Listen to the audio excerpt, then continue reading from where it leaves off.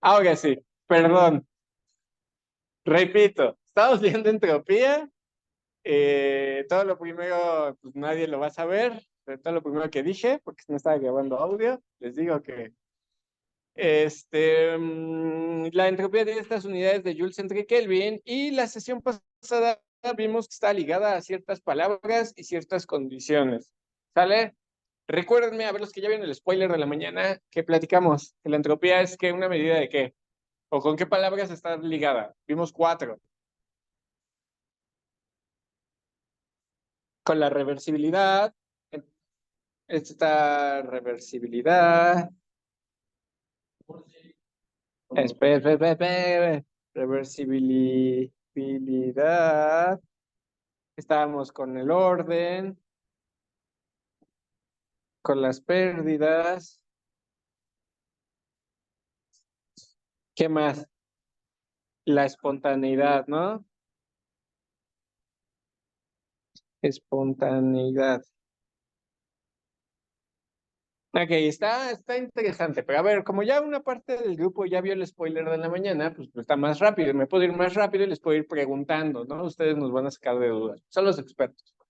A ver, en este sentido, en lo que estamos viendo de termodinámica, estamos dentro de la termodinámica, dentro del equilibrio, pero aún así quedamos que la entropía, ¿a qué tipo de orden está ligada? O más que orden es desorden, ¿no? Y más que orden es desorden. Entonces le voy a poner desorden. Porque muchos profesores nos dicen, ah, sí, la entropía es una medida del desorden en el sistema. Y uno que es pendejo, pues no sabe a qué se refiere. Y es así de, pues supongo, pero pues sí, ¿qué es orden y qué es desorden en un sistema? Entonces, ¿a qué nos referimos con orden y desorden? ¿Qué es un sistema altamente ordenado?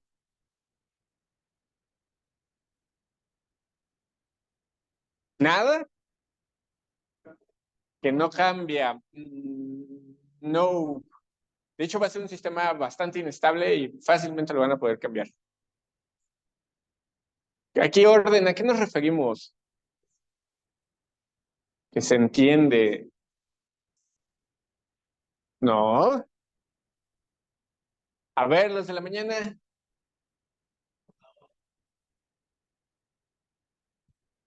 Exactamente. Recuerden que la entropía está muy ligada a una medida de la probabilidad del sistema. ¿A qué tan probable es que el sistema tenga cierta forma o cierta apariencia? Entonces, ponemos un ejemplo, ¿no? Voy a repetir el ejemplo para los que no habían venido, no saben ni qué estamos hablando. Yo les decía, bueno, si yo lanzo una moneda, vamos a decir que lanzo una moneda 4 veces, ¿no? Poquitas. Entonces yo tengo un sistema que me va a salir águila, águila, águila, águila. ¿Cuántas probabilidades, o más bien, cuántas formas hay de que me dé ese resultado lanzando monedas? Solo hay una forma, que todas sean águilas, y así seguidos. Luego hay un sistema que podemos decir que es águila, sol, águila, águila. O sea, 3 águilas y un sol. ¿De cuántas formas diferentes me pueden dar 3 águilas y un sol? Pues 4. ¿Sale? De 4 formas distintas me puede dar este resultado. Luego hay digamos, otro caso que sería que tenga 2 águilas y 2 soles. ¿Cuántas formas diferentes me puede dar este sistema? No, ¿cuántas? No, no. 2 águilas y 2 soles. Más. No me hagan que los ponga a escribirlas. 6. 6. Hay 6 combinaciones en las que les puede dar. Por ejemplo, puede ser sol, sol, águila, águila. Puede ser águila, águila, sol, sol. Puede ser águila, sol, bla, bla, bla. Hay 6, ¿no? Ahí ustedes hagan la casita con calma. Ahí van viendo cómo dan, ¿no? Este tiene 6 combinaciones. El siguiente tendría que sería puros soles, 3 soles y un águila, ¿no? Este igual quedamos que serían 4. Y el último que tendría puros soles, ¿no? Sol, sol, sol, sol. ¿Estamos de acuerdo? ¿Cuántos sistemas tengo? Pues que son 16 sistemas o 16 combinaciones me puede dar ese sistema totales. Entonces, por ejemplo, si yo quiero la probabilidad del primero, la probabilidad de este es de un 16avo de suceder, mientras que la probabilidad de este, 6 16avos. Ah, que serían que 3 octavos, ¿no? Ok, entonces, si a mí me dijeran que me pidieran que apostara a uno de estos dos sistemas, a qué sistema le apuestan? Al tercero, ¿no? Al que tiene la combinación. Pero esta combinación, si se fijan, o sea, si yo le pidiera a alguien con algún problema de trastorno obsesivo compulsivo, le dije, ¿cuál es el que te gusta más? Probablemente va a decir este o este. Son los sistemas que nosotros podemos hasta intuitivamente ver más ordenados. Entonces, en términos de probabilidad, el sistema menos probable también es el sistema más ordenado. Ese es orden en un sistema desde el punto de vista termodinámico. Es el sistema con menos probabilidades de suceder. Aquí no tiene que ver con que si está acomodado, si se ve bonito, sino que tantas probabilidades. Y resulta que en algún momento un genio de la física, Ludwig Boltzmann, se da cuenta que hay una propiedad que ya habíamos detectado, o sea, la entropía existe desde Sadi Carnot, o sea, por ahí desde que existe la máquina de vapor, ya existía la entropía, pero Boltzmann se da cuenta que esta cosa está ligada a una cierta constante, que le puso, obviamente le puso su nombre, la constante de Boltzmann, bueno, él no se la puso, pero así se la pusieron, por el logaritmo natural de las probabilidades que tiene un sistema. Entonces, cada uno de estos sistemas tendría su propia probabilidad de suceder. ¿Estamos de acuerdo? ¿Sí? El sistema con mayor probabilidad, pues automáticamente por esta ecuacióncita que puse aquí, pues es el sistema con mayor entropía. ¿Estamos de acuerdo? Porque esa S significa la entropía. No sé por qué es con S, la verdad debería saberlo, no lo sé. Ahí luego ustedes lo revisan, ¿no? Pero entonces la entropía tiene una definición muy sencilla. Es una medida de la probabilidad de que un sistema exista. ¿Estamos? Ahora, si yo les dijera, todos los sistemas en la naturaleza tienden a incrementar su entropía, pues suena como muy pomposo y la neta es que nadie me entendería. Pero si yo les digo, todos los sistemas en la naturaleza tienden al estado con mayor probabilidad de suceder, hasta suena obvio, ¿no? O sea, como de, pues sí, todo tiene a lo que tiene más probabilidades, ¿no? Habría que ser pendejo para apostar por un 16avo, pudiendo apostar por 3 octavos. ¿Estamos de acuerdo? ¿Sí? Entonces, técnicamente la entropía es muy sencilla desde esa perspectiva. Solo tenemos que ver las implicaciones físicas de esto. Ahora ustedes digan, bueno, pues eso es una moneda, ¿no? Pues yo no tengo monedas, yo trabajo con moléculas porque soy un científico. Bueno, pues entonces podemos imaginarnos que tenemos una caja. Me gusta el ejemplo de la caja porque es el más directo, pero pues pueden hacer el ejemplo tan complicado como ustedes quieran. Y por ejemplo, lo divido en dos. Tengo lado derecho, lado izquierdo. Y entonces, por ejemplo, yo le voy metiendo moléculas. Entonces digo, a ver, si tengo una sola molécula, pues esta molécula puede existir en el derecho o puede existir en el izquierdo. Ambos estados tienen la misma probabilidad de suceder. Entonces, esos dos estados, que la molécula está del lado izquierdo, que está del lado derecho, son sistemas con la misma entropía. Y entonces el sistema va a estar deambulando entre esos dos sin ningún problema. Pero conforme yo voy aumentando el número de moléculas, van a ser 2 moléculas, 3 moléculas, 4 moléculas, 5 moléculas, 6 moléculas, que aunque se ve un rayón, acuérdense que la molécula se está moviendo y el rayón describe su posición, entonces no estoy tan alejado.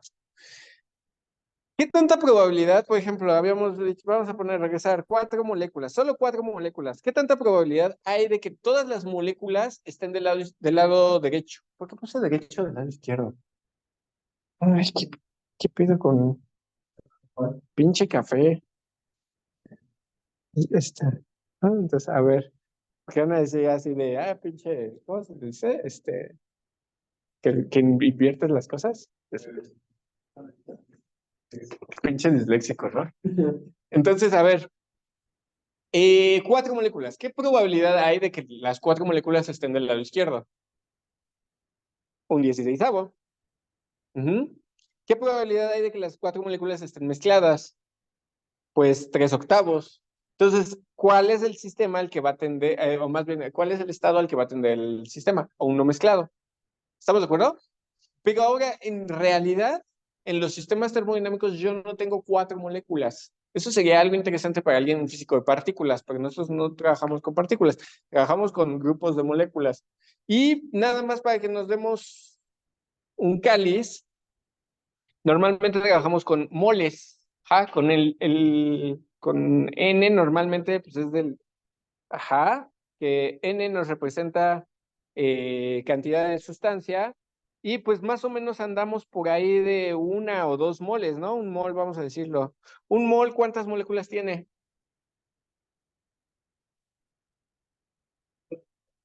Exactamente, el número de Avogadro, 6.023 por 10 a la 23 moléculas. Ay, güey, ¿ya no cabe ahí? ¿Cómo que no cabe? Pues sí. Moléculas. Y sacan las probabilidades de que todas las moléculas estén del lado izquierdo, les va a dar un número estúpidamente pequeño. ¿Sale? ¿Eso qué quiere decir? Que el que todas las moléculas, por ejemplo, en este salón, que de pronto todas las moléculas del aire decidan así por sus calzones concentrarse todas del lado derecho del salón. ¿Eso es posible? En términos de probabilidades, sí. En términos ya de efectividad, pues muy probablemente se tenga que extinguir el universo y aún así las moléculas todavía no se deciden irse todas. Muy difícil que suceda. Es un sistema con un orden altísimo. ¿Estamos? Ahora, normalmente cuando aquí nosotros hablamos de probabilidad, no es solo de que la molécula esté a la izquierda o a la derecha, sino también que la molécula tenga una cierta velocidad y una coordenada específica. Son probabilidades continuas, no probabilidades discretas. Lo que tiene aquí es una probabilidad discreta, o sea, pueden ser números enteros, 1, 2, 3, 4, y así van. ¿Estamos de acuerdo? Me refiero a las posiciones, ¿no? O es izquierda o es derecha. No hay medios, pero en la realidad sí hay medios, sí hay velocidades intermedias, ¿sale? Entonces, por eso, todos los sistemas termodinámicos tienden al sistema de mayor entropía. ¿Me van siguiendo así? Facilísimo, ¿no? ¿Eso qué implica? Bueno, que si yo hago un gráfico de... Estúpido. Ahí está, ¿no? Miren qué bonito me queda Nunca me quedan así de bonitas. De tiempo contra entropía, pues ¿qué observaría? Que la entropía va a ir aumentando, aumentando, aumentando, aumentando hasta que llegue a un estado estable. En un TS, le voy a decir. Ese primer estado sería un transitorio, donde está experimentando cambios en el sistema. Una vez que llego al estado de entropía estable, llego al estado de equilibrio. ¿Ah? ¿Por qué ya de ahí no va a cambiar? Pues porque ese es el estado con mayor probabilidad de suceder. Sería como moverte de ahí, sería como de estás en el estado más probable, a ver, muévete a un estado más improbable, pues no lo va a hacer. Lo que puede llegar a pasar es que se mueva entre estados equiprobables. ¿Estamos de acuerdo? Pero este cambio, a ver, les voy a poner les voy a hacer una pregunta, pero suena como estúpida, pero voy a hacerlo. Supongan que tienen aquí su tanque, ¿no? Y ese tanque tiene 1.000 millones de moléculas. Ustedes tienen una pared que divide los dos lados del tanque. Y en algún momento quitan la pared. ¿Ustedes necesitan empujar las moléculas así, decirle, muerte, muerte, para que se repartan? No, es un proceso como.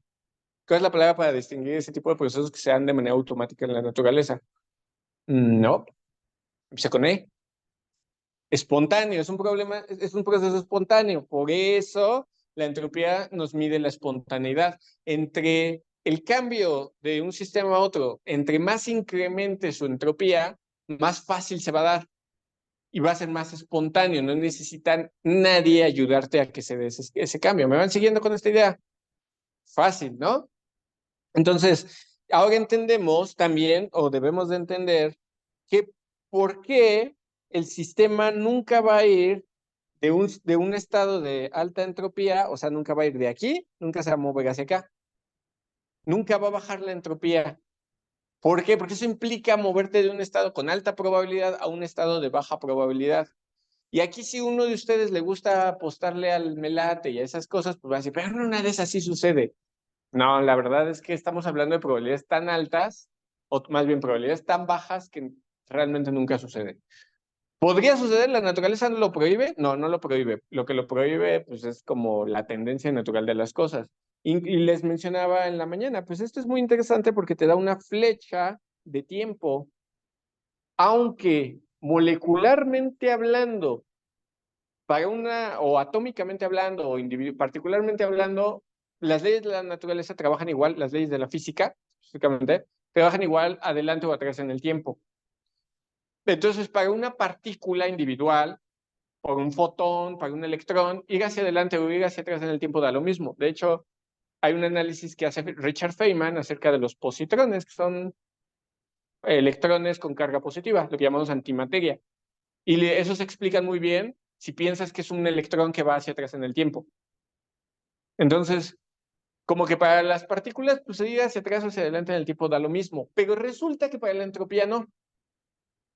Tenemos una línea marcada del tiempo, cuando se juntan muchas moléculas aparece y simplemente tiene que ver con probabilidad. O sea, no se compliquen tanto, la entropía es una medida de probabilidades.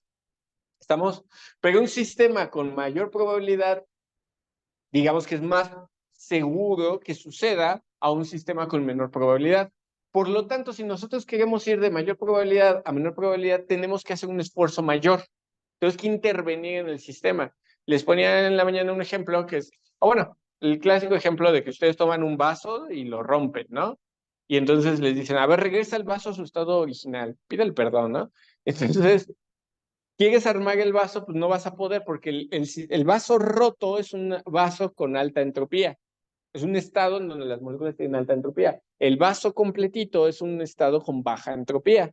Tanto así que no se dan los vasos de vidrio, no se dan en la naturaleza, ¿no? No es como que vas a una mina y de pronto, ¡ay, un vaso de vidrio chingón!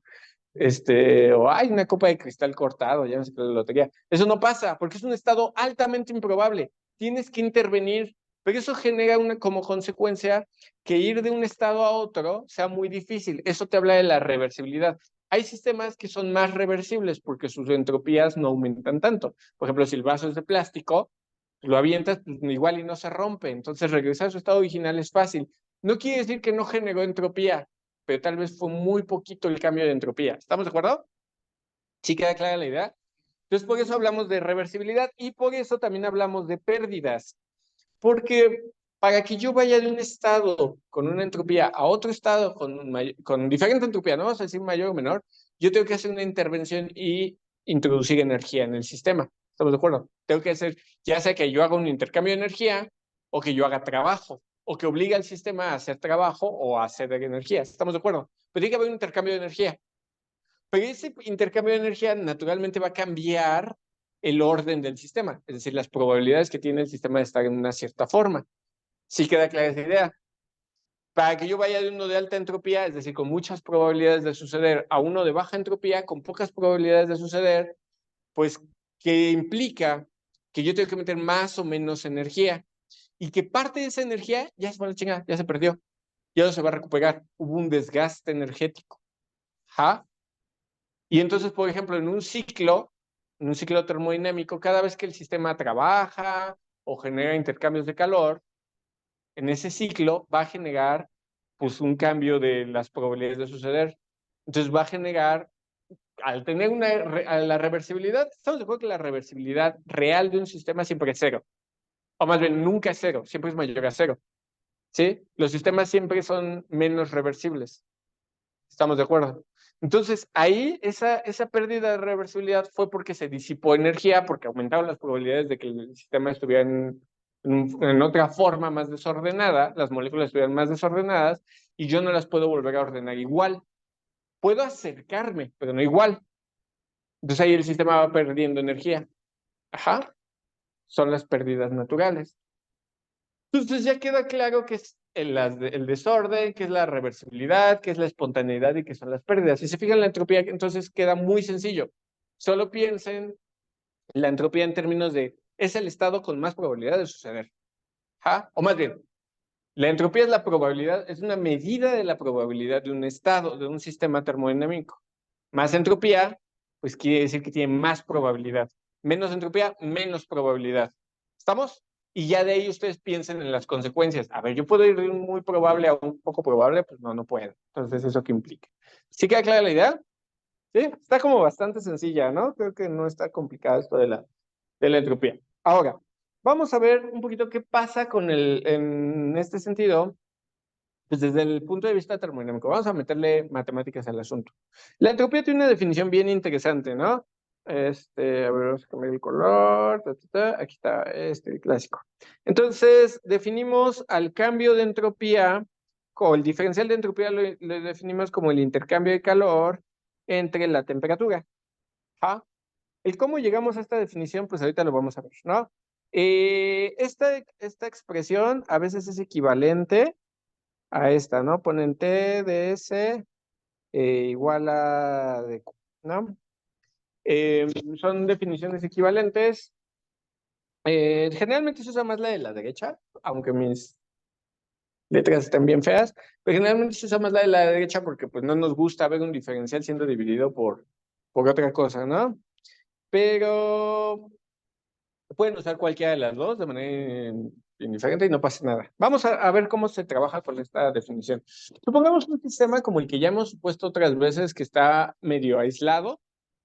Entonces, el sistema internamente no va a sentir los efectos energéticos, por ejemplo, de cambios de energía potencial, es decir, si el recipiente donde está nuestro sistema sube o baja. No vamos a considerar cambios de energía cinética, es decir, si alguien avienta el recipiente, pues a nosotros no nos va a afectar en términos de la sustancia. Entonces, en esa situación, pues podemos decir, a ver, el cambio de energía interna va a ser igual al intercambio de calor menos el intercambio realizado por un trabajo. ¿Ok? Luego nosotros decimos, a ver, puedo organizar y puedo decir, a ver, el intercambio de calor va a ser igual al cambio en la energía interna del sistema más el trabajo que realiza el sistema. ¿Estamos de acuerdo? Pero entonces, como que esta definición así como está, pues no me gusta. Entonces vamos a simplificarlo y ponerlo en términos de nuestras propiedades, ¿no? Porque ya quedamos que el intercambio de calor y el trabajo, pues a veces son difíciles de determinar. Entonces vamos a hacerlo en términos de las propiedades. Y yo digo, a ver, habíamos definido CB como el cambio de energía interna con respecto al cambio de temperatura. A ver, ¿quién me recuerda qué es el CB? Ya lo dije hace rato. Capacidad calorífica a volumen constante. Ok. Y en términos fáciles, así, para su abuelita, el día de la comida, ¿qué le dice? Así de...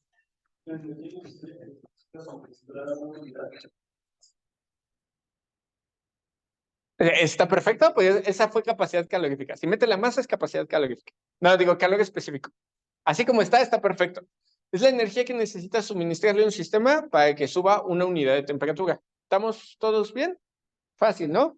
Entonces, este sería a volumen constante, es decir, si el sistema no cambia su volumen, ¿no? Porque hay a presión constante y a volumen constante y a nada constante. Entonces, de aquí yo puedo reescribir esta ecuación como el CB por el DT debe ser igual al cambio de energía interna. Recuerden que los diferenciales no son fracciones, o sea, lo del lado izquierdo es una derivada, pero, ahí jugando un poco con los términos, jugando un poco con las variables y haciendo algo de cálculo, esas dos expresiones sí son equivalentes. ¿Estamos de acuerdo? Se les digo porque luego creemos que, sobre todo los ingenieros y los físicos, tenemos esta idea de que los diferenciales son como fracciones y jugamos con ellos como fracciones y pues no aplica. ¿Sale? Esto por un lado. Por otro lado, habíamos dicho que el trabajo desarrollado por un fluido en el sistema, a lo que llamamos trabajo fluido, no trabajo mecánico, son dos formas de trabajo diferentes. El trabajo fluido lo podemos definir como la presión por el cambio de volumen en el sistema. ¿Estamos de acuerdo? Si yo ingreso todo eso que ya platiqué en mi ecuación de arriba, mi primera ley de la termodinámica o mi ley de conservación de la energía, pues ¿qué me queda?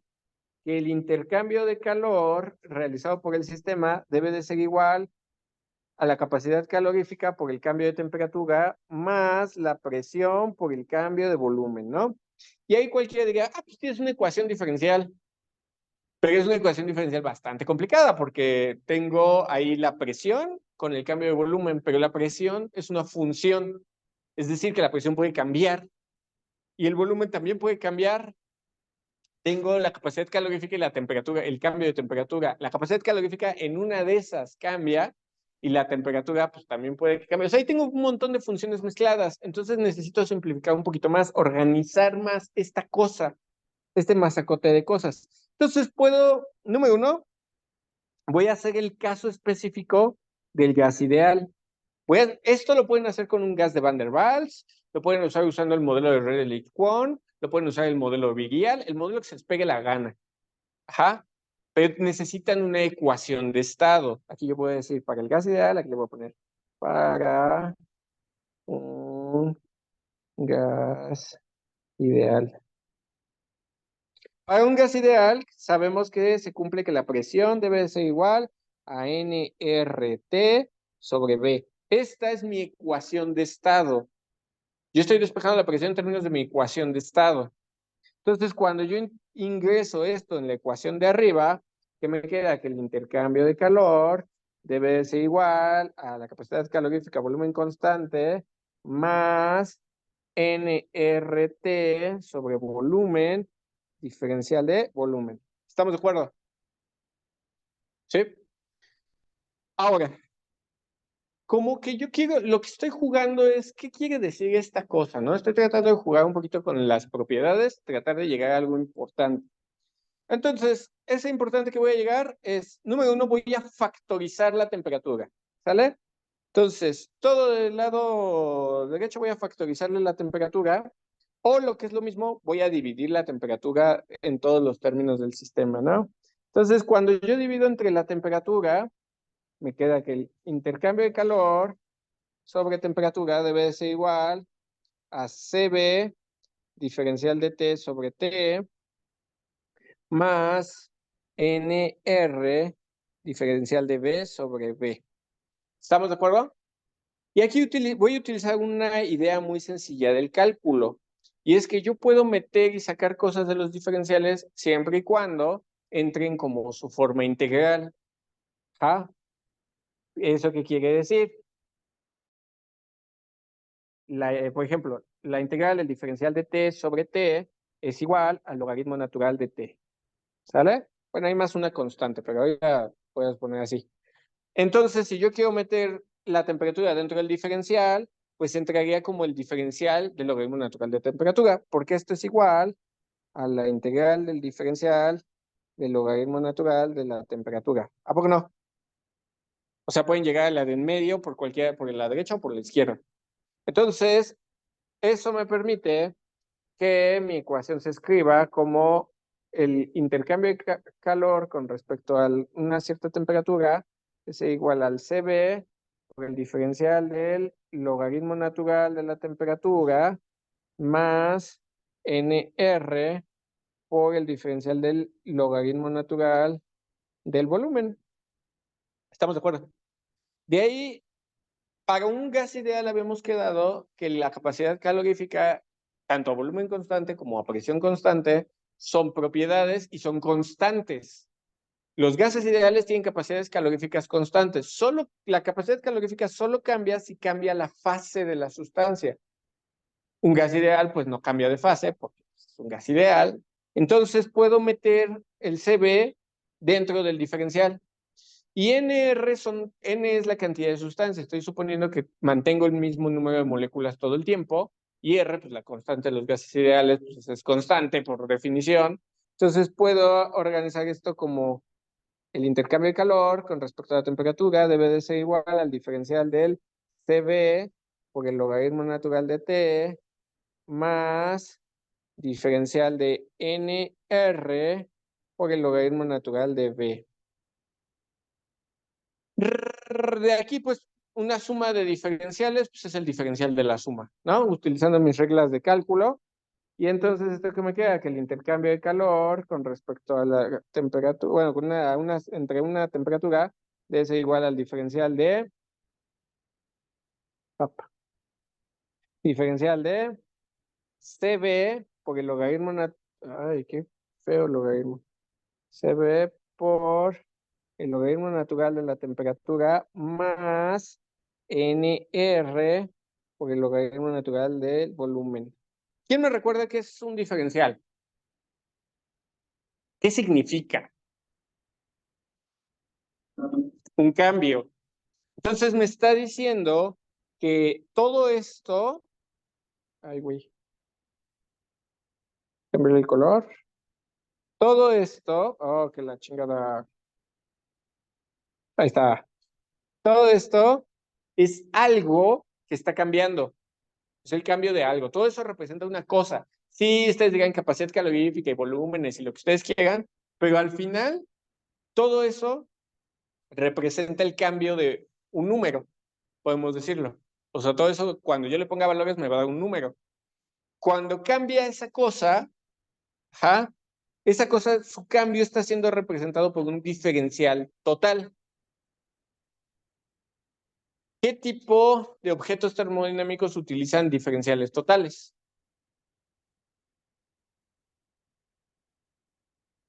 Las propiedades, para los que no habían venido, ¿qué es un diferencial total? A ver aquí. No se acuerda. Allá, por allá, lo que checan en WhatsApp, pregúntale si es. Hey, ¿me recuerdas su nombre? ¿Me recuerdas? Hasta audífonos. Ay, ingeniero, ¿para qué viene? Está en el WhatsApp, está con audífonos. A ver, voy a suponer que no anda en la baba, que no anda ahí comiéndose los mocos. ¿Qué demonios es un diferencial total?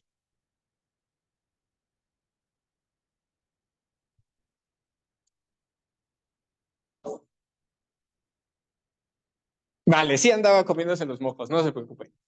Consejo, si la neta hoy no es su día, pues no tienen ganas, pues no vengan, en serio, en serio.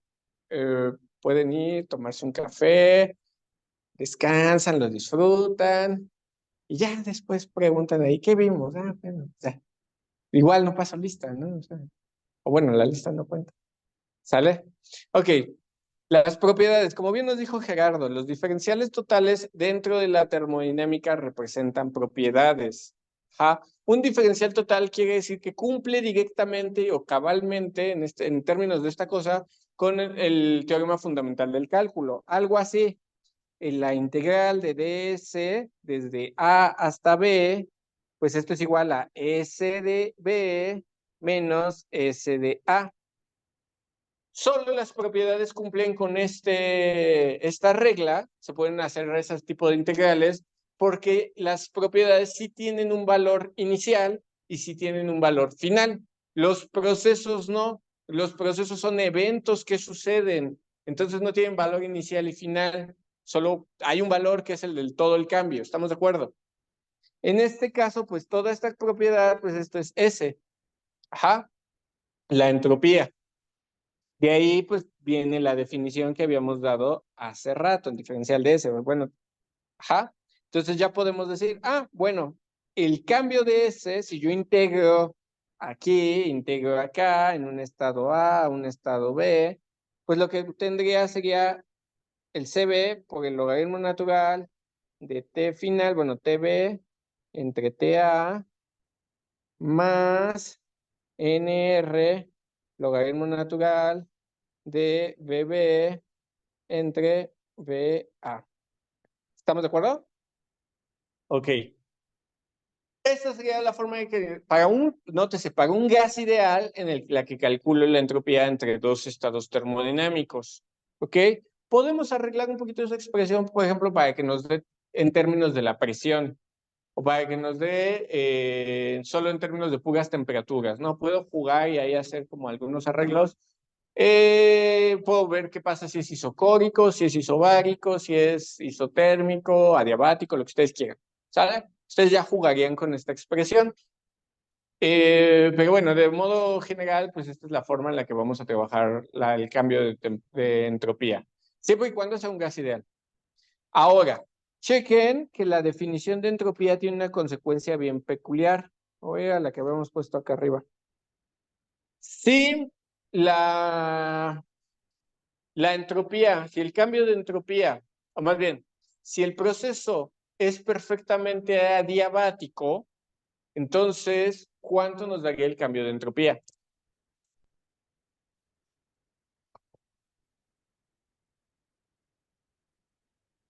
Ah, ya, el que estaba en el celular. ¿Me recuerda su nombre? No, nombre. Son- ¿Cómo? Alam, con M. Alam. A ver, Alam, ¿qué es adiabático? ¿Manda? Claro. Ustedes me dicen dónde.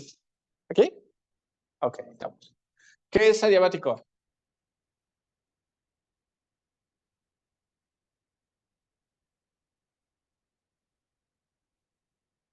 Eso no es. A ver, aquí, ingeniero, ¿me recuerdas su nombre? Fernando, ¿qué es adiabático? Casi, casi, puede llegar a suceder. A ver, lo que dice entalpía, ¿me dijo entalpía? No, entonces no, perdón. Tampoco. Esa no es la definición de adiabática. A ver, Israel, usted que está de metiche, ¿qué es adiabático? No es cierto. Joseph, ¿qué es adiabático? Que no intercambia calor. No es lo mismo que no cambie temperatura a que no intercambie calor. Ah, son dos cosas diferentes. Un sistema adiabático es que no intercambia calor. ¿Ah? Bueno, si no intercambia calor, ¿a qué le voy a dejar? Para no moverle demasiado. Si no intercambia calor, estamos de acuerdo que ese delta Q va a ser cero. Si ese delta Q es cero, cero entre cualquier cosa sigue siendo cero. ¿Y entonces cuánto va a valer el diferencial de entropía? Pues cero. Entonces, si el sistema es, y aquí lo voy a poner, pero si el sistema es ideal y aparte es adiabático, perdón, ideal y adiabático, ajá, entonces su diferencial de entropía es cero. ¿Estamos de acuerdo? Un sistema ideal que además es adiabático no genera cambios de entropía. Tengan mucho cuidado con eso. No quiere decir que la entropía es cero. Eso es otra cosa. Una entropía cero, ¿qué significaría? A ver, se pusieron atención al principio de la clase. ¿Qué significa una entropía cero?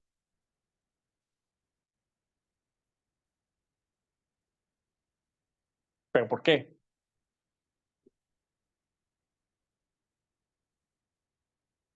Una entropía cero significa un estado que solo tiene una probabilidad de uno. Ajá. Que no hay más probabilidades. Ajá. Es un sistema cuyas probabilidades son únicas. ¿Estamos de acuerdo? Esos sistemas no existen, ¿no? Siempre hay alguna probabilidad, porque estamos hablando de trillones de moléculas, ¿no? Lo que les decía. Entonces, no nos podemos tener un sistema con entropía cero, menos aún un sistema con entropía negativa, porque eso implicaría que hay probabilidades negativas de suceder. Eso quién sabe qué signifique, o sea, ni siquiera matemáticamente no sé ni qué significaría. Entonces, no hay entropías negativas y no hay entropías de cero, pero sí puede haber sistemas que no cambien su entropía. Ajá. Es decir, por ejemplo, lo que habíamos platicado, que haya dos sistemas que tengan la misma probabilidad de suceder. Entonces son sistemas equivalentes y entonces moverme de uno al otro, pues no genera cambios de entropía. ¿Estamos de acuerdo? Eso sucedería en los sistemas adiabáticos ideales. ¿Estamos?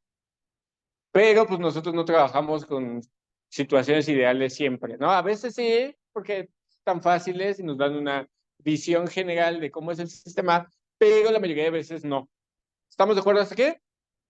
¿Me van siguiendo? Ok, ideal. Qué feo escribo. Ya cuando uno lo ve así, sí se ve bien gacho. Pero bueno, ni modo. ¿Alguna duda con el concepto de entropía hasta aquí? Recuerden, no pueden tener entropía cero ni entropía negativa. Siempre es un valor positivo, porque siempre hay alguna probabilidad. ¿Pueden tener cambios de entropía de cero? Sí, pero son sistemas ideales y están aislados y, o sea, casi, casi no. Ajá. ¿Pueden tener cambios de entropía hacia el negativo? Sí, cuando voy de un sistema de alta probabilidad a un sistema de baja probabilidad. Pero eso implica que alguien en algún lugar del universo tuvo que aumentar la entropía. Es decir, para que un sistema, piensen en toman una caja con un rompecabezas, de estos rompecabezas de 100 piezas o de 1000 piezas y así, chonchos, ¿no? Toman una caja y la agitan. Y ya que la agitaron muy bien, abren. ¿Qué probabilidad, por ejemplo, en un sistema de 1000 piezas, pues, qué probabilidad hay de que cuando lo abran ya esté armado el rompecabezas? Pues es una probabilidad muy baja. Para que el sistema, aquí hay podemos hablar de dos sistemas. Sistema rompecabezas desarmado, sistema rompecabezas armado. Ajá. Estamos de acuerdo que armar un rompecabezas solo hay una configuración posible, ¿sí? Eso quiere decir que el sistema donde el rompecabezas está armado tiene una probabilidad muy baja de suceder. Es el sistema con menor entropía posible. ¿Eso quiere decir que no se puede armar el rompecabezas? No, sí se puede armar, pero no se va a armar solito. Alguien desde afuera del sistema rompecabezas tiene que venir, sentarse y armarlo. Eso implica que la entropía externa va a aumentar. ¿Estamos de acuerdo? ¿Sí? ¿Qué tanto va a aumentar? Pues, tanto como tenga posible. ¿Estamos? Los sistemas tienden de manera natural al sistema de mayor entropía. Lo que les decía, siempre les repito, justo es la tendencia del universo y eso implica que justo así se va a acabar el universo. Bueno, parece ser que va a llegar un punto donde la entropía es máxima y ya no puede suceder nada, porque si tú ya estás en el sistema con mayor probabilidad de suceder, solo te puedes mover a otro sistema equivalente. Eso quiere decir que son moléculas moviéndose de manera aleatoria en el universo y ya sin hacer grandes intercambios de nada. Lo cual es malo para nosotros, porque nosotros existimos, los seres vivos, los planetas, las estrellas, trabajamos aumentando la entropía, pero si tú ya no puedes aumentar la entropía del sistema, pues ya valiste queso, ¿no? Les comentaba que justo lean el cuento de exhalación que les dejé de Ted Chiang y habla un poco de esta idea, de qué va a pasar cuando se nos acabe todo, ¿no? En algún momento, pues, cómo analizar esa situación. Bueno, entonces ya no hay más dudas con la entropía, ya todo está bonito, claro, sencillo, simple, ¿va? Ok, entonces, pues vamos a aprovechar cuánto tiempo nos queda. ¿Alguien me puede dar la hora? Las 10, acabamos a las 11. Eso es, tenemos una hora de puro poder. Entonces, vamos a aprovechar y arrancar. Ok, ya se querían ir. ¿Tienen algo más importante que hacer o algo así? Eso es. Entonces, vamos a hablar de los procesos politrópicos.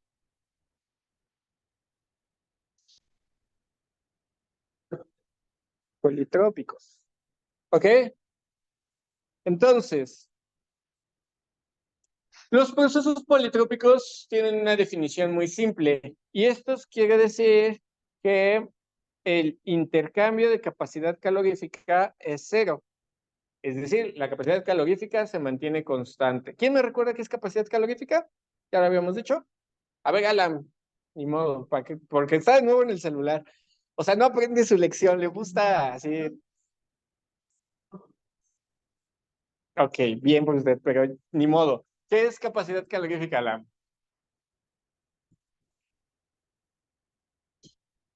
O sea, se lo pregunté hace rato que traía audífonos, más bien lo platicamos hace rato que traía audífonos y celular. Entonces, ¿qué será?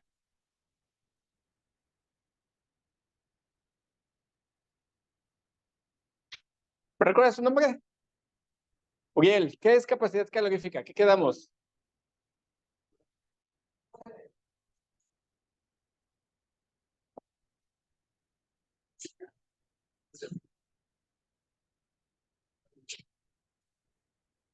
No, gracias, Uriel.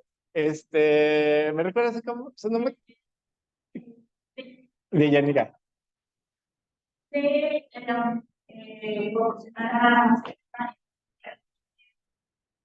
Ajá, básicamente es cuánta energía tenemos que intercambiar con un sistema para generar un cambio de temperatura. Así de simple. ¿Cuánta energía tienes que intercambiar para que generes un cambio de temperatura? ¿Sale? Podemos pensar que es cómo administra el sistema su energía. Me gusta mucho esa analogía. Hay sistemas que son muy eficientes y reparten la energía muy rápido. Hay sistemas que son menos eficientes y tardan mucho en distribuir la energía. Ahí depende de muchas cosas, como enlaces moleculares, el tipo de moléculas, un chorro de cosas. ¿Sale? Pero bueno, es cuánta energía tienes que tomar o darle al sistema para generar que suba o baje su temperatura en una unidad. Si incluimos un que sea por unidad de masa, entonces tenemos calor específico, lo que mencionaba Gerardo al comienzo de la clase. Ahora, quedamos que para un gas ideal, las capacidades caloríficas a presión constante y a volumen constante son constantes. Es más, aquí creo que hay un error y que nadie dijo nada y nadie lo notó, pero la capacidad calorífica como tal es un proceso, porque se tiene que dar el proceso de intercambio de calor. Hablamos de propiedad capacidad calorífica cuando lo hacemos a presión constante o a volumen constante, pero en realidad la capacidad calorífica es un proceso. Das el intercambio de calor y ves cómo sube o baja la temperatura. ¿Estamos de acuerdo? Ok. Entonces, de hecho habíamos platicado que tenemos 4 casos, ¿no?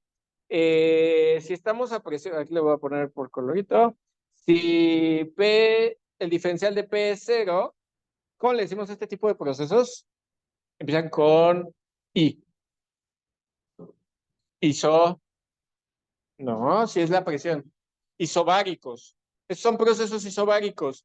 Para este tipo de casos, la capacidad calorífica es el CP. ¿Estamos de acuerdo?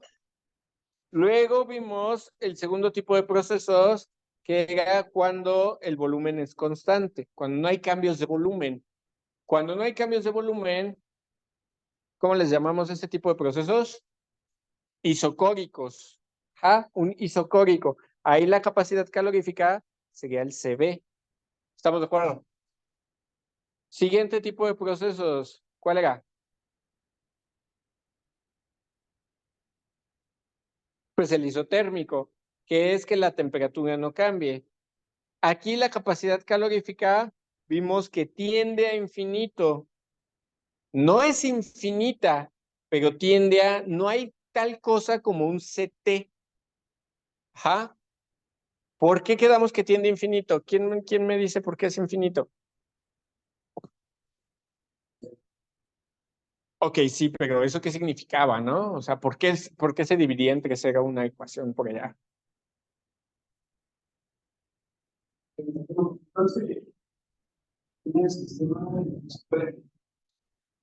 ¿Pero por qué? ¿Qué tiene el isotérmico que hace que la capacidad calorífica se crezca hasta el infinito?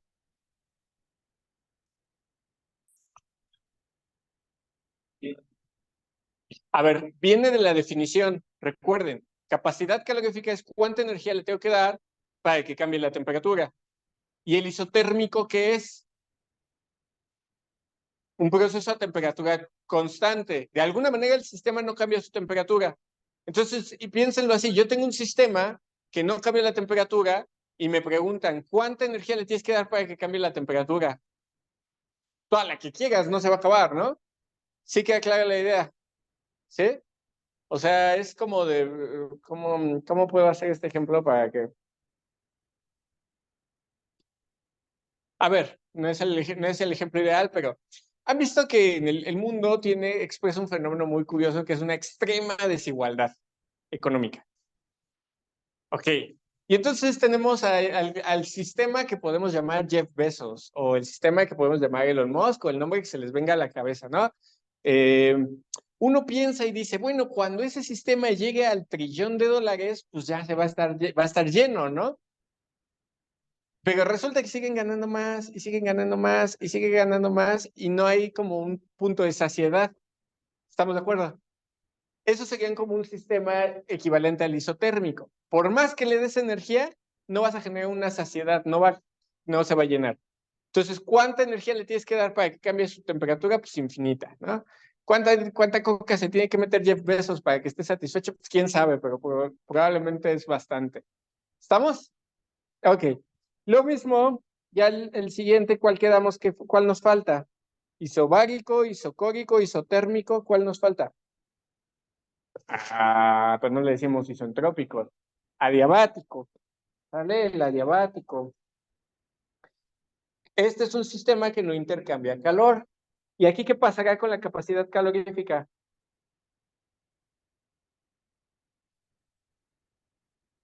A ver, piensen en la definición de capacidad calorífica. ¿Qué es la capacidad calorífica? energía, intercambio de calor necesario para generar un cambio de temperatura. Pues si no cambia el calor, pues la capacidad calorífica es cero. ¿Estamos de acuerdo? ¿Sí? Entonces, realmente, generalmente, mejor dicho, no tiene mucho sentido hablar de capacidad calorífica cuando tenemos procesos isotérmicos ni procesos adiabáticos. Ajá. Ahí no solemos hablar de capacidad calorífica, pues porque uno tiende a infinito, el otro es cero, entonces no tiene mucho sentido. Pero todos estos son casos especiales de las capacidades caloríficas. Entonces, por ejemplo, si yo tengo un proceso politrópico, puede ser cualquiera de estos. Ajá. Puede ser isobárico, porque ya vemos que el Cp es una constante, y entonces eso implica que también es politrópico. Puede ser isotérmico y también politrópico. ¿Sale? Puede haber procesos que no sean ninguno de estos y que sí sean politrópicos. Tenemos que trabajarlos. Pero eso implica que la presión, el volumen, la temperatura, todas las variables, toda la energía interna, todas esas pueden cambiar. Entonces, hay un problema porque yo generalmente hay dos variables que quiero identificar en un proceso termodinámico. ¿Cuáles son? ¿Cuáles son las dos cosas que siempre buscamos en un problema de termodinámica? No. Ay, qué cabrón, esta cosa. Perdón. Trabajo y trabajo y energía. ¿Estamos de acuerdo? Bueno, no exactamente energía. Siempre buscamos trabajo y intercambio de calor. Estas son las dos cosas que casi siempre vamos a buscar en un proceso termodinámico. ¿Por qué las otras no? Pues porque para eso hay tablas, ¿no? O sea, buscas la temperatura, te vas a una tabla y ya, ¿no? O sea, alguien ya hizo ese experimento. No es tan interesante, no es que no las quieras, pero pues igual no es tanto problema. Estos dos son los que son la salsa, lo chido. Entonces, hay un problema. Porque para que yo calcule, por ejemplo, el trabajo, si yo quiero calcular el trabajo, yo necesito resolver la integral de la presión por el cambio de volumen. Pero el volumen puede cambiar y la presión puede cambiar. Entonces, ¿cómo voy a determinar esa integral? Era como lo que pasaba con el proceso adiabático, ¿se acuerdan? ¿Y qué hicimos en el proceso adiabático para poder resolver la integral de trabajo?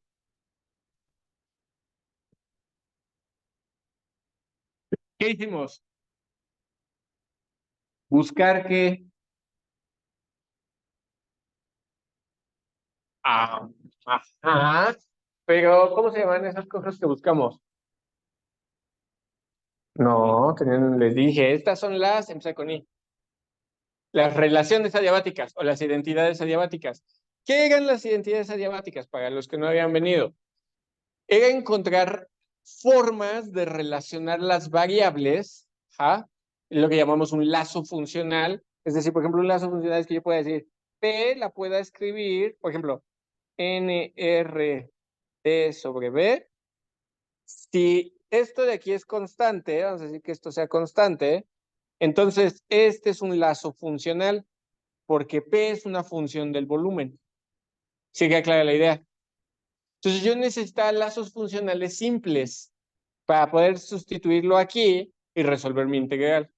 El problema es que la mayoría de los lazos funcionales de este tipo, que utilizan a mi ecuación de estado, acuérdense que esa ecuación que está abajo es la del gas ideal, pues la mayoría de esos lazos funcionales aquí no se pueden usar porque todas mis variables cambian. ¿Estamos? Entonces, lo que voy a buscar son relaciones, así que busqué relaciones adiabáticas, voy a buscar relaciones politrópicas. ¿Estamos de acuerdo? Ok. Entonces, ¿cómo voy a obtener mis relaciones politrópicas? Pues igual que la vez pasada. Busco, voy a decir que el sistema no es afectado por la energía cinética exterior, no es afectado por el exterior, solo voy a trabajar al interior del sistema. ¿Ok? Solo puede entrar trabajo y calor, nada más. Entonces, desde esa perspectiva, pues yo parto de la primera ley de la termodinámica. Digo, el cambio de energía interna debe ser igual al intercambio de calor menos el trabajo desarrollado.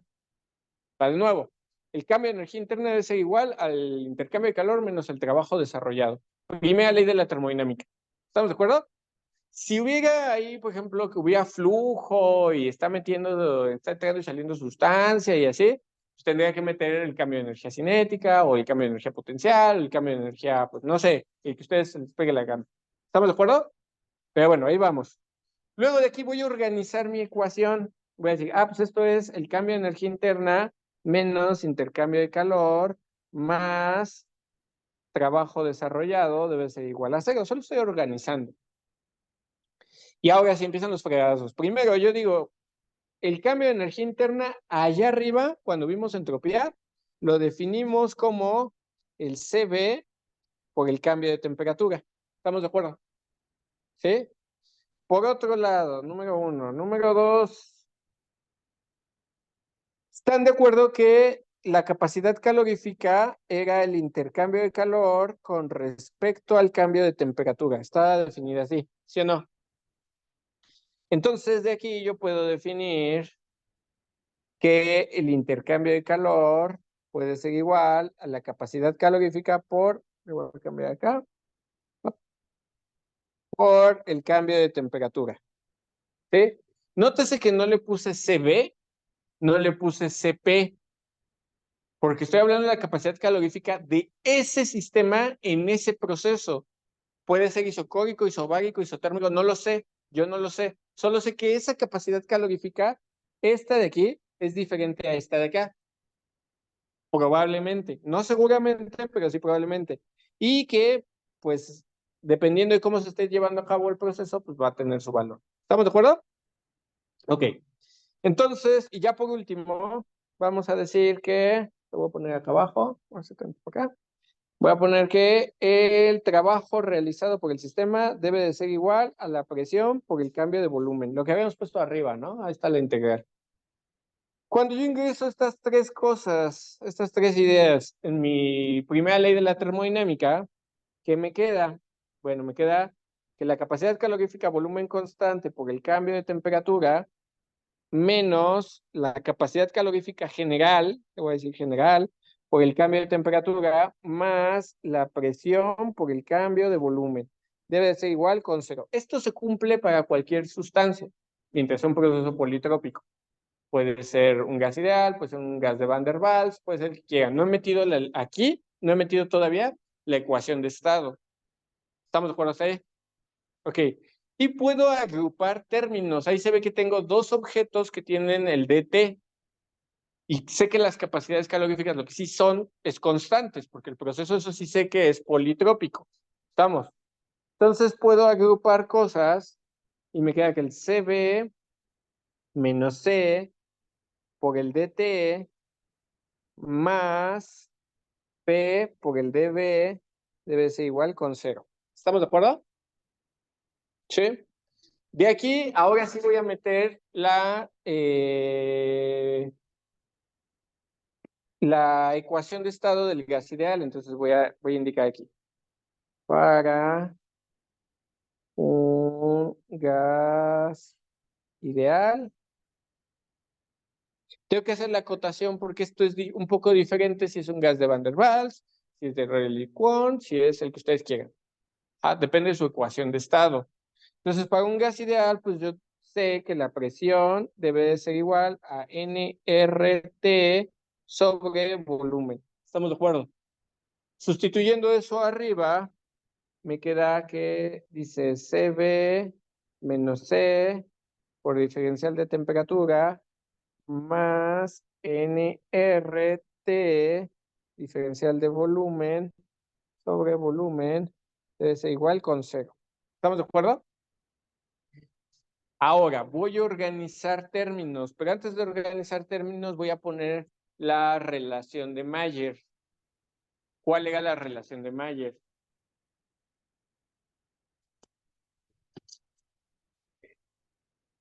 No. Bueno, pero ¿cómo la puse hace rato? Exactamente, es la diferencia. Ay, güey. Es la diferencia de acá está. El CP menos el CBE debe de ser igual a NR. Esta es la relación de Mayer. Entonces, si meto esa relación de Mayer ahí en lo que tengo arriba, pues ¿qué me queda? El CB menos C por diferencial de temperatura más el CP menos el CB diferencial de volumen sobre volumen. Ah, bueno, y aquí hay una temperatura, ¿no? A ver, vamos a poner así. Más temperatura, ¿no? Y esto debe ser igual con 0. ¿Ok? Yo sé que todas esas capacidades caloríficas son constantes. Pueden ser diferentes una de las otras, pero son constantes. ¿Estamos de acuerdo? Ok. Entonces con esas no tengo broncas para resolver esta ecuación diferencial. Esa es una ecuación diferencial. Con lo que sí tengo broncas es con el que está la temperatura mezclada con el volumen. ¿Sí lo ven? O sea, aquí tengo una temperatura, aquí está, y también está mezclada con este volumen. Entonces ese diferencial no lo puedo resolver porque yo sé que la temperatura puede estar cambiando y el volumen puede estar cambiando.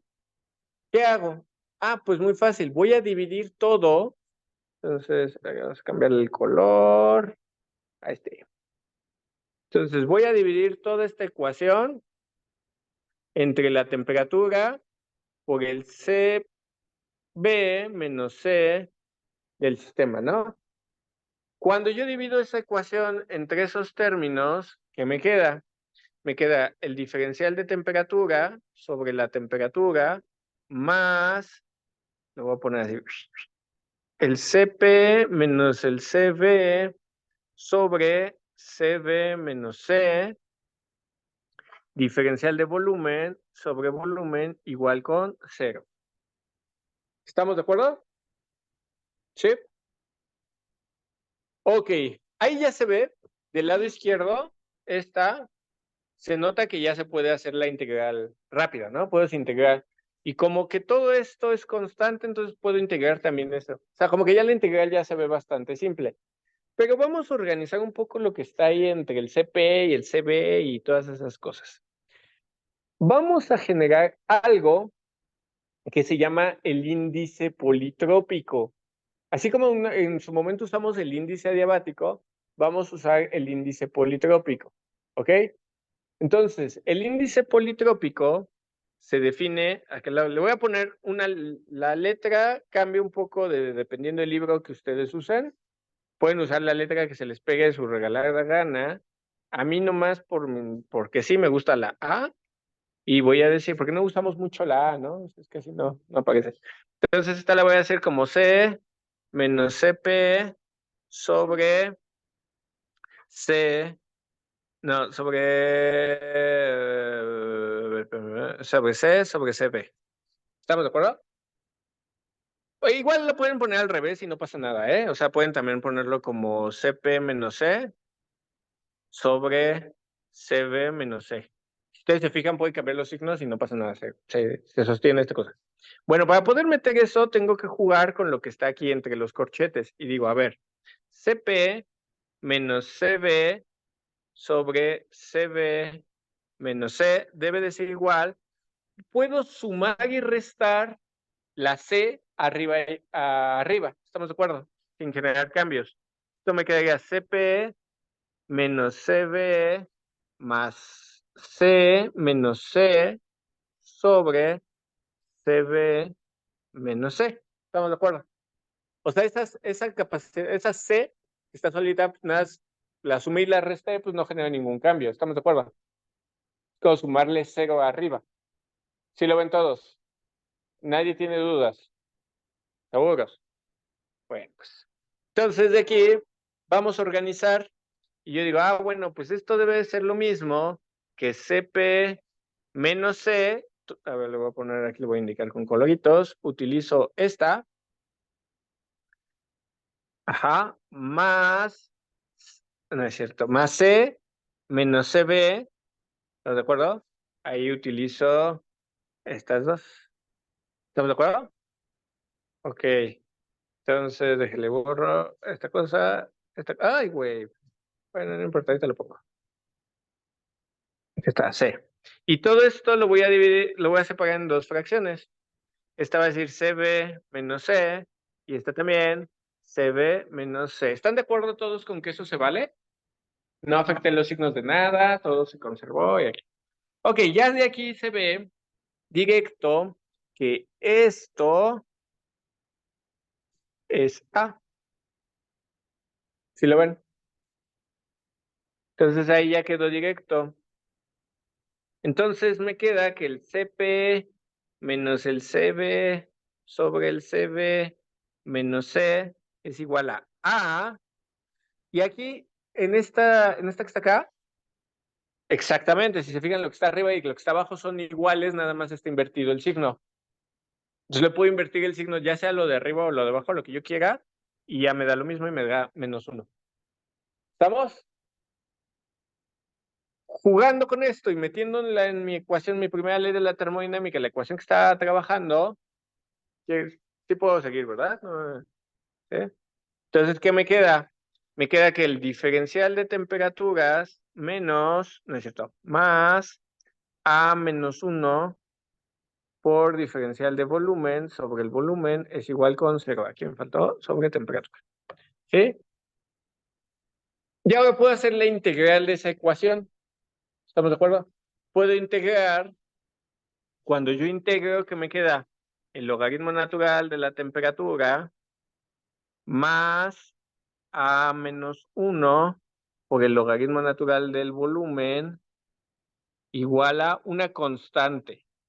K es una constante. ¿Cuánto vale? ¿Quién sabe? Pero sé que es una constante. ¿Y por qué aparece? Pues porque hice una integral, ¿no?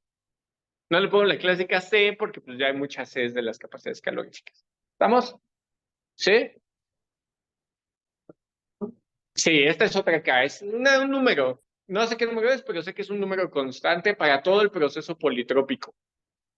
Entonces, de aquí, pues usando las leyes de los logaritmos, me queda que es el logaritmo natural de la temperatura más el logaritmo natural del volumen elevado a la potencia a menos 1 es igual a esa K. Jugando con leyes de los logaritmos, pues me queda el logaritmo natural de la temperatura por el volumen a la a menos 1 es igual a K. Aplico la... Bueno, ahí es importante que recuerden que el exponente, este exponente, solo afecta al volumen, ¿eh? No afecta a la temperatura. De aquí, pues ya nada más aplico la función exponencial para deshacerme del logaritmo y me queda que la temperatura por el volumen a la potencia a menos 1 debe de ser igual a la exponencial de K. Pero quedamos que K es una constante. Si yo le aplico la función exponencial a una constante, pues me va a dar otra constante. ¿Cuál es el valor? ¿Quién sabe? No me importa. Pero lo que me importa es saber que es constante. Entonces de aquí, pues me queda que la temperatura por el volumen a la a menos 1 es igual a, le voy a decir constante 1. Y ya tengo mi primera identidad politrópica. ¿Sale? Esta identidad es importante porque esta identidad lo que me está diciendo es que en un proceso politrópico entre dos estados cualesquiera que estén dentro de ese proceso politrópico, se debe de cumplir que la temperatura del estado, vamos a decir A, o bueno, no A, porque ya tenemos muchas A's. Temperatura del estado inicial por el volumen del estado inicial, a la potencia A menos 1, debe de ser igual a la temperatura del estado final por el volumen del estado final a la potencia A menos 1, donde A quedamos que es el CP menos C sobre el CB menos C, el índice politrópico. Aquí lo voy a escribir. Vamos a ponerle acá. Estúpido. Es acá. Ahí está.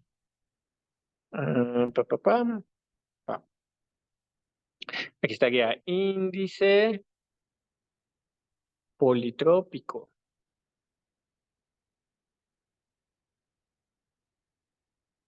Ahí depende un poco dónde lo revisen, porque algunos libros lo ponen con N, otros libros lo ponen con gamma, otros libros lo ponen con R. O sea, ahí cada libro le pone la letra que se les pega la gana.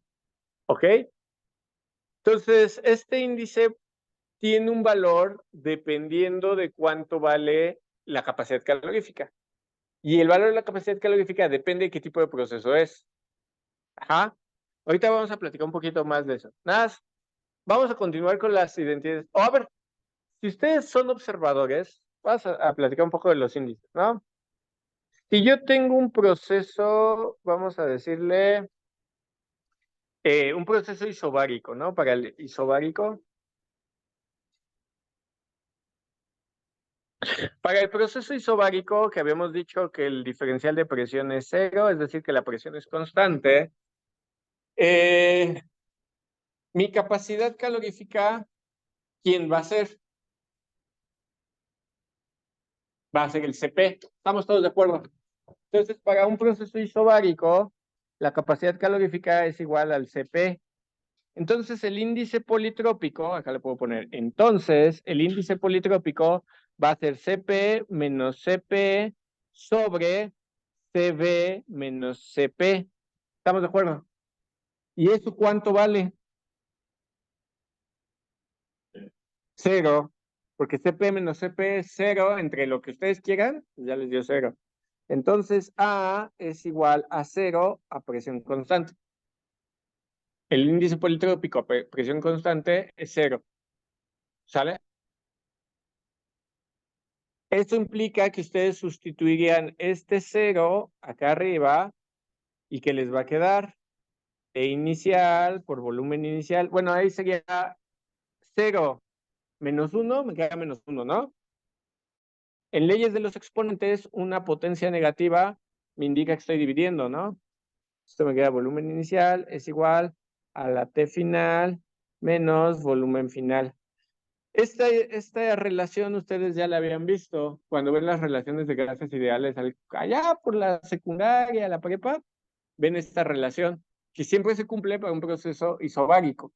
¿Estás de acuerdo? Entonces el proceso politrópico, pues sí, se sostiene ante todo lo que ya habíamos o todo lo que ya sabemos, ¿no? No está cambiando algo de lo que ya sabemos. Luego, si yo hago un proceso isocórico, isocórico, ¿qué quiere decir? Que el volumen es constante, entonces la capacidad calorífica va a ser CB. ¿Estamos de acuerdo? Entonces, de esto, el índice politrópico va a ser CP menos el CB sobre CB menos el CB. ¿Eso qué implica? ¿Cuánto valdría el índice politrópico? Se indetermina, ¿estamos de acuerdo? Pierde, no tiene un valor definido y decimos que tiende a infinito. No es infinito, no puede ser infinito. Los infinitos marcan errores. Bueno, no, pero, o sea, no puede ser infinito. Pero quiere decir que tiende a infinito. ¿Estamos de acuerdo? Ok. Entonces ya tenemos cómo ver esas cosas. A ver, por ejemplo, si tengo un proceso, ¿cuál llevamos? Isotérmico. Isotérmico. Isotérmico. Entonces quiere decir que dt debe de ser cero. Entonces la capacidad calorífica debe de ser el CT. ¿Que cuánto quedamos que valía esto? Tiende a infinito. Entonces yo puedo decir que A, T, le voy a poner, es igual al límite cuando C tiende a infinito, porque no puedo sustituir el infinito, para eso existen los límites, para eso los puedo utilizar, de CP menos C sobre CB menos C. ¿Cuánto vale esto? Recordar sus clases de límites por allá, ¿qué? Del, pre, del prematernal. ¿Cuánto vale eso? 1. ¿Todos están de acuerdo? Chismosos, ni están seguros. Ahí está muy fácil. Vamos a hacer esto. Yo sé, pues le voy a explicar para los amigos de YouTube o para sus versiones del futuro, que, ay, güey, este no es este. Ahí está. El límite, cuando x tiende a infinito de una constante, así, pues esto es cero. ¿Estamos de acuerdo? Sí. Entonces voy a dividir, en mi límite que tengo ahí, voy a dividir todo entre lo que tiende a infinito, que en este caso es la c. C, C. Todos los divido entre C. ¿Estamos de acuerdo? No cambio el límite porque pues, todos están siendo divididos parejitos por C. Ay, güey. Y entonces, este de aquí, pues C entre C vale 1, C entre C vale 1. Y estos de aquí tengo una constante, aquí, tengo una constante que tiende a infinito, perdón, una constante entre algo que tiende a infinito, y acá tengo otra constante entre algo que tiende a infinito. Aquí, pues por definición es su cero. Entonces me queda que AT debe de ser igual a menos 1 sobre menos 1, que es igual a 1. Entonces, el índice politrópico a temperatura constante vale 1. ¿Estamos de acuerdo? ¿Sí? La magia del álgebra y del cálculo. Ok, ¿qué me falta? El proceso, ¿qué me falta? El adiabático, ¿no? Adiabático. Esto quiere decir que no intercambiamos calor. No se intercambia calor con el ambiente. Entonces, para este tipo de procesos, la capacidad calorífica quedamos que era cero, ¿verdad? Ok, quedamos que la capacidad calorífica era cero para este tipo de procesos. Es decir, C es igual con cero. Entonces, el índice adiabático, o el índice politrópico le voy a poner a Q, debe ser CP menos C sobre CB menos C, este vale cero, este también vale cero, y entonces esto que me queda, CP sobre CB. ¿Ok? Kevin, ¿qué es el CP menos entre el CB? ¿Cómo le decimos esa cosa? Tiene un nombre. El índice adiabático, a este le habíamos puesto gamma, ¿se acuerdan? Ese es el índice adiabático. Entonces, ya de ahí, pues, ¿qué me queda? Que A sería igual con gamma para un proceso adiabático. Porque esto es muy práctico, porque si en un proceso adiabático el índice politrópico se convierte en el índice adiabático, quiere decir que todas las identidades adiabáticas son iguales a las identidades politrópicas, solo cambiando el índice. En lugar de ponerle A, le ponemos gamma. Y esto lo podemos observar acá arriba. Me voy a regresar tantito. En esta primera identidad, si ustedes pusieron atención, es la misma que la identidad adiabática para temperatura y volumen. Son igualitas. La otra dice así. T, B, gamma menos 1, igual a constante. Bueno, pues no está en constante 1, creo. O una constante, no importa. ¿Estamos de acuerdo? Son iguales. Entonces, todas las identidades adiabáticas son las mismas que las identidades politrópicas, solo cambiando una letra. ¿Sale? Y ya no hace falta de que me ponga a hacer todas las identidades y hacer todos los cálculos. Yo ya los puedo deducir y entonces puedo decir, las identidades adiabáticas son T, B a la A menos 1 es igual a constante 1. La otra, como decía, la de presión y temperatura, ¿no? Presión y volumen. PV a la gamma, bueno, no es gamma, estoy diciendo, y a la A debe ser igual a la constante 2, y la otra decía P a la A por T a la, ¿cómo queda esta? ¿1 menos A o A menos 1? ¿Así o al revés? No me acuerdo. En las identidades adiabáticas. 1 menos gamma, y ya quedaría así, 1 menos A, igual a la constante 3. Esas constantes, 1, 2 y 3, tienen valores diferentes, ajá, pero realmente su valor no me importa.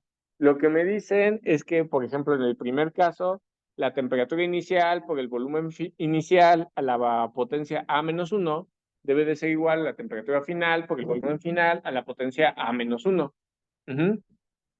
¿Sí? Entonces ya de aquí ya tenemos nuestras identidades politrópicas que funcionan como las identidades adiabáticas y que nos permiten a nosotros poder medir los cambios dentro del sistema. Ajá. en términos de las propiedades que sí tiene. ¿Me van siguiendo? ¿Sí? ¿Dudas hasta aquí? Creo que no. Entonces, por ejemplo, ay, güey. Si quiero, que la chingada con esto. Oh, que la. Si quiero calcular el trabajo desarrollado, puedo decir, pues esta es la integral desde A hasta B, un estado inicial a un estado final cualquiera, como la presión por el cambio de volumen. Ok. Entonces, de aquí puedo utilizar mis identidades politrópicas y puedo decir, a ver, la presión debe de ser igual a K2 sobre el volumen a la potencia A, lo que es igual a la K2 sobre el volumen a la menos A. ¿Estamos de acuerdo? Si sustituyo eso en mi integral, me queda la integral desde A hasta B. ¿De qué? De K2. Qué feo me quedó ese 2. De K2 por el volumen a la menos A, diferencial de volumen. Saco la constante, me queda la integral de A hasta B del volumen a la menos. Bueno, ya lo voy a hacer rápido, ¿no? Para no perder tanto tiempo esta integral. Esto me queda como 1 menos A por el volumen B a la 1 menos A menos el volumen a la 1 menos A. Ahí está, ¿no? Mi integral. Puedo ingresar la constante ahí, justo como hicimos con el proceso adiabático. Voy siguiendo en el mismo camino. Entonces me queda que el trabajo debe de ser igual a que... Me voy a saltar todos los pasos, ¿no? Porque ya sabemos a dónde voy. Pero ahí ustedes pueden... ¿O quieren que haga la álgebra? No. Ok, gracias. Entonces, yo sé que ustedes ya lo saben. Espero que ustedes ya lo sepan. Expresión B, volumen B, menos presión A, volumen A, entre 1 menos A. ¿Sale? Ahora tengan mucho cuidado. Esta expresión solo sirve dependiendo de cada caso de A. Pero hay casos de A que son muy complejos. Por ejemplo, ¿qué pasa si ahorita regreso. ¿Qué pasa si el proceso es isocórico? Si el proceso es isocórico, me regreso, entonces A quedamos que tiende a infinito. ¿Estamos de acuerdo? Presión tiene un valor, es un valor el que quieran, volumen tiene un valor el que quieran, tanto en el estado A como en el estado B. Pero el proceso es isocórico, entonces 1, que es una constante, menos infinito, o sea, es infinito. Lo de arriba es constante, entre infinito, ¿cuánto me queda? 0. Pero eso es algo que ya sabemos, el trabajo no existe para procesos isocóricos porque el volumen no cambia. Si no hay cambios de volumen, no se genera trabajo. ¿Estamos de acuerdo? Pues eso yo ya lo debería de saber. Pero si no lo sé y me meto ahí a tratar de resolver el trabajo ahí desde la ecuación ahí que tengo para procesos politrópicos, pues voy a estar dando vueltas como güey. ¿Estamos de acuerdo? Voy a estar atrapado. Igual, por ejemplo, si es isotérmico, por ejemplo, para el isotérmico, ya vimos que la A, ¿cuánto vale? 1. ¿Estamos de acuerdo? Entonces esto genera un problema, porque si yo sustituyo aquí 1, 1 menos 1, 0, me va a dar que es un trabajo infinito, lo cual es falso. Pero para el isotérmico yo ya tengo su ecuación de trabajo. ¿Ja? Que de ahí va con el logaritmo natural del volumen y no sé qué. ¿Estamos de acuerdo? ¿Sí? Entonces siempre tienen que cuidar qué tipo de proceso es, pero si no saben, si en general yo no sé qué proceso es, lo único que sé es que es un gas ideal, pues puedo usar mis identidades politrópicas y puedo usar esta identidad. ¿Estamos de acuerdo? ¿Sí? Lo mismo podría ser ahorita para calcular entalpía, entropía, energía interna, todas esas. Pero en realidad, pues ya yo tengo que ir viendo qué caso estoy trabajando. ¿Sí queda claro? ¿Dudas hasta aquí con el proceso politrópico? No. Si se fijan, pues es como un caso de Todos los demás procesos son casos excepcionales de este. O sea, es politrópico e isotérmico, politrópico adiabático, politrópico isocórico, y ahí están, ¿no? Y ya todos los demás ya los calculamos, entonces no tiene sentido que los repetamos, pero bueno, más o menos ahí queda la idea, ¿no? Ok, ¿alguna duda, alguna pregunta? Este es el momento todavía para hacerlas sin miedo al éxito. Todo quedó clarísimo, no les creo. Si yo sé cómo, yo sé cómo explico, yo sé que no les quedó claro. Ya tienen que resolver, bueno, ok. Vale, pues. Entonces vamos a dejarle hasta aquí. Voy a apagar y dejamos de grabar. Ahí puede pagar la grabación.